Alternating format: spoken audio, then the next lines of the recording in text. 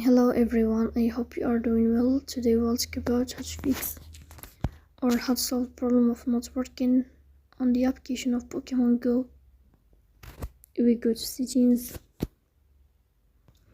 Here in this page, we go to apps, default apps, app settings.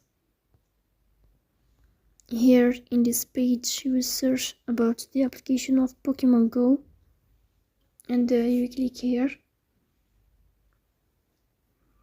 In this page of app info, you will go to first stop and you will click OK. Here you will enter to the window of storage. Then here we click on clear cache. In the end, you will turn on your airplane mode, and you will turn off your airplane mode again to fix that problem. So please don't forget